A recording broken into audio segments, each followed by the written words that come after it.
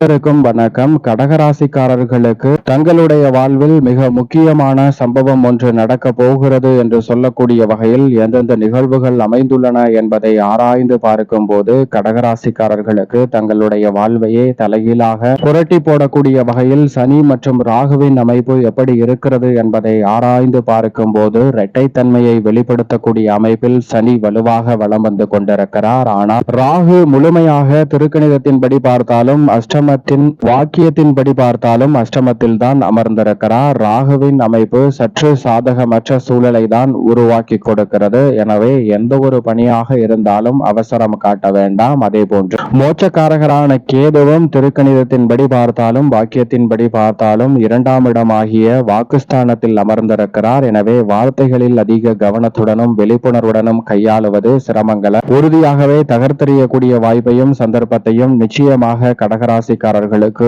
உருவாக்கி கொடுக்கிறது என்பதில் சந்தேகமே இல்லை என்பதை கேது உறுதிப்படுத்துகிறார். ஆனால் சனியின் அமைப்பை பொறுத்த வரைக்கும் திருக்கணிதத்தின்படி அஷ்டமத்தை விட்டு விலகிவிட்டாருங்க. வாக்கியத்தின்படி அஷ்டமத்தில் ஆட்சி பலம் பெற்று ராகுவுடன் இணைந்து வலம் வருகிறார். இரட்டைத்தன்மையை வெளிப்படுத்தக்கூடிய அமைப்பு சனி இருந்தாலும் கூட மிக சிறப்பான மாறுதலை உறுதியாக கடகராசிக்காரர்கள் சந்திக்க முடியும் என்பதை திருக்கணிதத்தின்படி 9இல் நுழைந்திருக்கக்கூடிய சனி முன்கூட்டியே நல்ல பலன்களை நிறைவாக ஏற்படுத்தி கொடுப்பார். எனவே பெருவாரியான தடை தாமதங்கள் சிக்கல்கள் இந்த தருணத்தில் உறுதியாக விலகும். மிக முக்கியமான சம்பவம் ஒன்று நடக்க போகிறது என்று சொல்லக்கூடிய வகையில் அஷ்டம சனியின் பிடியில் சிக்கி தவித்து பல்வேறு வகையான சிரமங்களை சந்தித்த கடகராசிக்காரர்களுக்கு உறுதியாகவே மிக சிறப்பான மாறுதல் தங்களுடைய வாழ்வில் மிக பெரிய அளவில் மகிழ்ச்சி நிறைந்த சுப நிகழ்வு ஒன்று நிச்சயமாக மிக முக்கியமான சம்பவமாக இந்த வேளையில் கைகூடுவதற்கான அமோகமான வாய்ப்பு உறுதியாகவே கிடைக்க இருக்கிறது என்பதை தெளிவாகவும் துல்லியமாகவும் திட்டவட்டமாகவும் உறுதிப்படுத்தி கொடுக்கிறார். எனவே